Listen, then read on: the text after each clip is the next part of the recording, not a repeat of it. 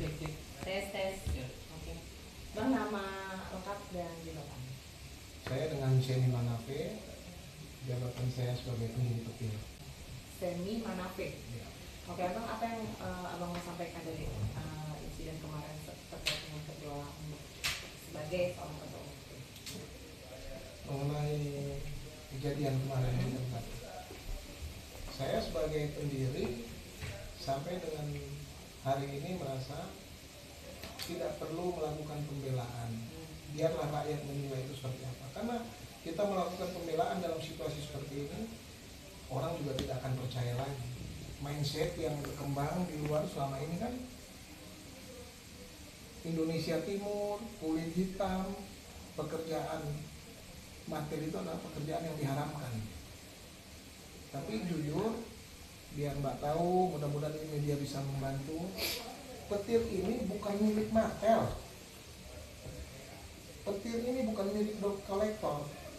Semua orang Indonesia Timur itu menghuni rumah adat ini.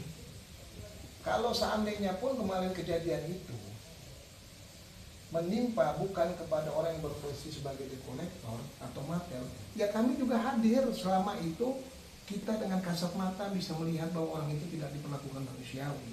Ada beberapa case yang petir pernah hadir juga dan itu tidak terpublikasi. Contohnya macam di Pamulang.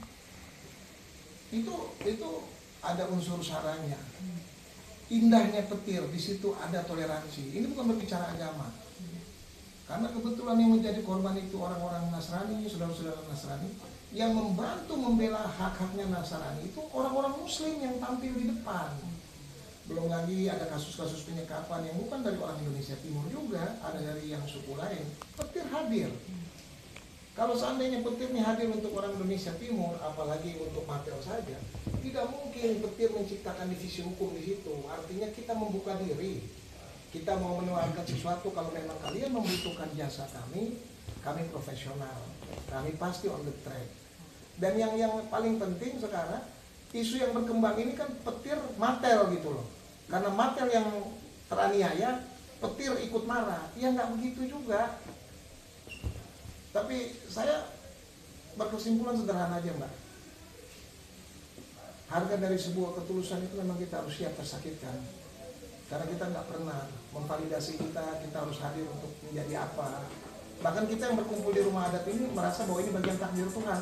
Merantau kita jauh-jauh, akhirnya kita bisa dipertemukan dalam satu rumah adat. Akhirnya kita seperti tidak jauh dari keluarga yang ada di kampung. Yang berikut yang mau saya sampaikan. Viral, TikTok, ada begitu banyak komen-komen negatif. Betul. Untuk ketua divisi hukum saya, ketua petir, mereka yang bilang itu sudah pantasnya di hutan, kok malah ke Indonesia, ini malah lari ke kota. Banyak komen Banyak komen negatif. Ini yang saya mau sampaikan, Mbak. Mohon maaf bagi saudara-saudara saya yang ada di rumah adat petir, saya tidak bermaksud menghina atau apa, tapi ini fakta. Bahkan suka tidak suka, kampung saya sendiri, Indonesia Timur, khususnya NTT, kita dilabeli sebagai provinsi termiskin. Dan kami tidak pernah sakit hati dengan hal itu. Kita yang dari sana merantau ini, Mbak, saya pastikan orang tua melepas kita merantau itu dengan doa. Ada yang mungkin cuma jual beras, jual jagung, hasil tanamannya dia sebagai modal supaya anak-anaknya bisa merubah nasib di kota. Dan mereka berangkat itu dengan status bukan sarjana, bukan profesor, bukan dokter, bukan direktur. Tapi mereka tuh bahkan mungkin ada yang putus sekolah. Mereka merantau ke kota besar.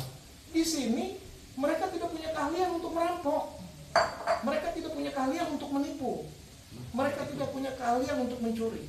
Satu-satunya keahlian yang mereka punya adalah bekal dari orang tua. Sampai di kampung orang, jangan kalian bertingkah. Harus satu sayang lain, jujur. Di mana tanah kita pijak, di situ langit kita junjung. Itu bekal orang tua. Dengan modal yang mereka punya, yang sangat minim, mereka datang ke leasing-leasing itu. Ini kita konotasinya bukan petir membackup leasing ya, tapi ini fakta. Mereka itu tidak pegang kera baju yang punya leasing untuk minta kerja. Mereka juga diverifikasi, mereka disortir, mereka dilihat asal-usulnya, barulah mereka mendapat pekerjaan itu.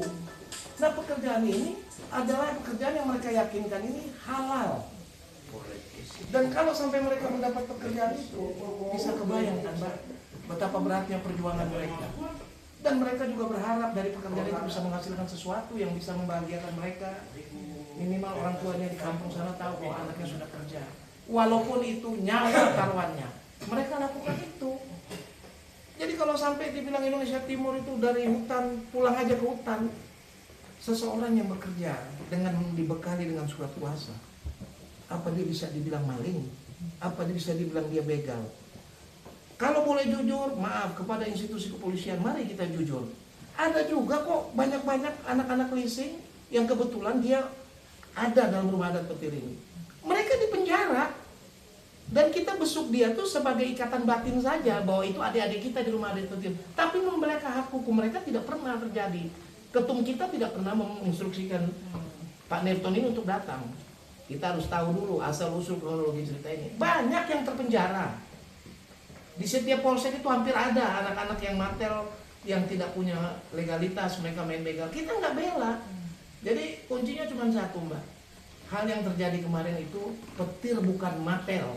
Kalau anak-anak matel menghuni rumah adat petir, betul. Hanya karena kebetulan kemarin yang menjadi korban adalah anak yang berprofesi sebagai matel. Kalaupun kemarin mohon izin, itu pemulung kek, itu orang kaya kek, apa orang ini dari suku ini, ya kita tetap hadir. Itu yang saya sampaikan ya Mbak ya. Terima kasih Bang. Terima kasih.